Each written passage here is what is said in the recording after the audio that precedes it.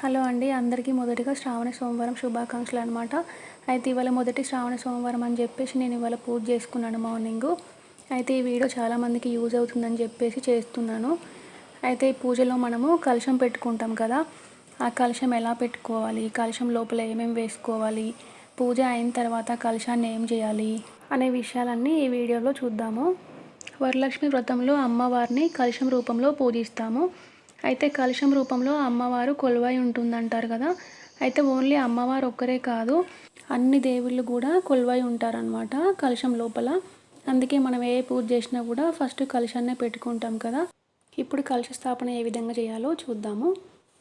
మొదటగా మనము అమ్మవారిని ప్రతిష్ఠించుకోవాలన్నమాట, లక్ష్మీదేవి అమ్మవారిని. ఎప్పుడైనా మనము అమ్మవారిని కానీ కలశం పూజ కానీ చేసేటప్పుడు నేలపైన చేసుకోవద్దు. ఈ విధంగా పీట అలా వేసుకొని చేసుకోవాలి. పీటని మంచిగా చక్కగా అలంకరించుకోవాలి, పసుపు కుంకుమతోటి ముగ్గు వేసుకొని.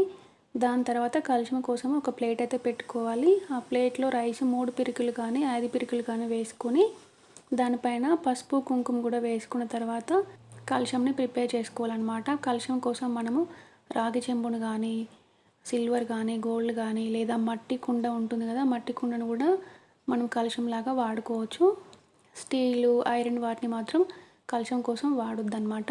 ఇప్పుడు ఈ కలశం చెంబుకి మనం పసుపు పెట్టుకొని నీట్గా రుద్దుకున్న తర్వాత బొట్లు పెట్టుకోవాలి. బొట్టు అనేది మన ఇష్టం అనమాట, ఎలా అయినా పెట్టుకోవచ్చు. నేనైతే ఇలా స్వస్తిక్ పెడుతున్నాను, మీరు కావాలంటే పొడుగు బొట్టు కానీ అట్లా ఎలా అయినా పెట్టుకోవచ్చు. ఇప్పుడు ఇలా ప్రిపేర్ చేసుకున్న ఈ కలశం చెంబుని మనము ముందుగా ప్రిపేర్ చేసుకున్న రైస్ పైన పెట్టుకోవాలి. పెట్టుకున్న తర్వాత ఫస్ట్ మనం ఇందులో వాటర్ అయితే వేసుకోవాలి. నల్ల నీళ్ళు కానీ లేకపోతే నిండుకుండ నీళ్ళు అంటారు కదా, అవి కానీ తీసుకొని నిండా వేసుకోకుండా 3 నీళ్ళు అయితే వేసుకోవాలి.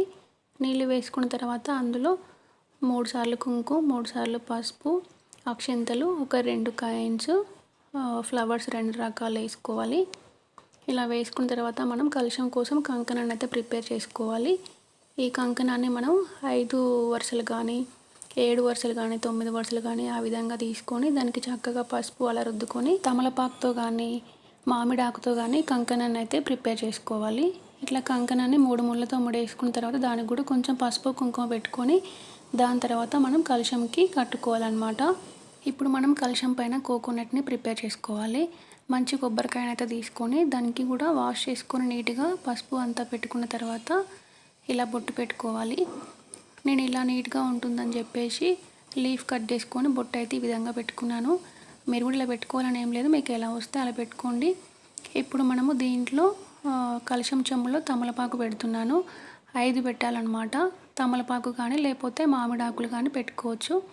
ఇలా పెట్టుకున్న తర్వాత మనము ప్రిపేర్ చేసుకున్న కోకోనట్ని అయితే కలశం చెంబు పైన పెట్టుకోవాలి. కలశంని అయితే ఇలా అందంగా ఫ్లవర్స్ తోటి డెకరేట్ చేసుకోవాలి, మనకి ఎలా నచ్చితే అలా. అయితే ఇప్పుడు మనం కలశాన్ని ఎలా కదిలించాలని చెప్పేసి అనుకుంటారు కదా అందరూ. కలశాన్ని అయితే మనం సేమ్ డే అయితే కదిలించొద్దు.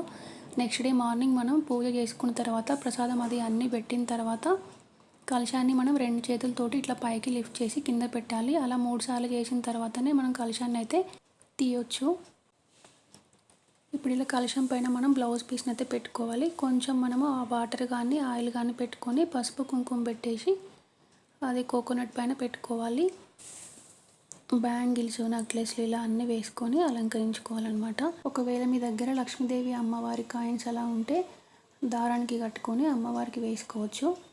ఇలా వస్త్రమాల కూడా కాటన్తో తయారు చేసుకొని 2 లైన్లు అయితే వేసుకోవాలన్నమాట.